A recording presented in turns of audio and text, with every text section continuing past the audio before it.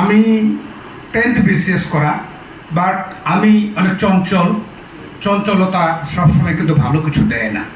সেই চঞ্চলতা থেকে আমার একটা পারিবারিক কারণে আমি বাটাসা কোম্পানিতে জয়েন করি, where medical facilities was unlimited home and abroad. সেখানে 20 বছর কাজ করে আরও 23 বছর বিভিন্ন জায়গায় করলাম, অধ্যাপনা করি।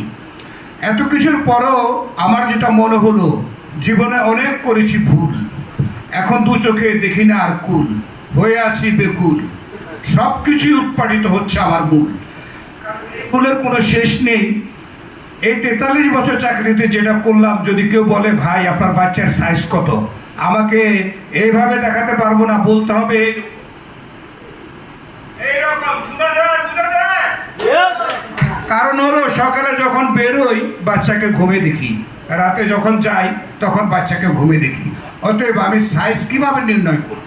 This is the private organization job.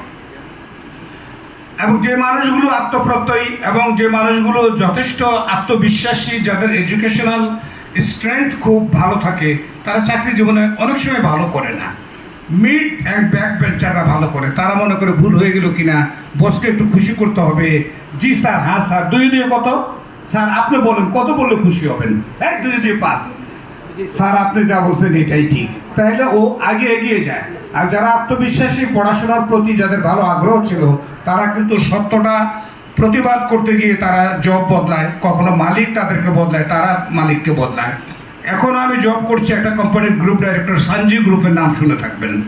But despite of that, I think 1.5 বছর আগে আমি এখানে এসেছিলাম, জনাব হামিদ ভাই আমাকে একটু আশ্রয় দিয়েছিলেন। ওনার মধ্যে কোনো মান, অভিমান, গৌরব এটা নাই, যাই বলি হাসে, এটাই বৈশিষ্ট্য, এটাই এটাকে বলে সেলসম্যানশিপ।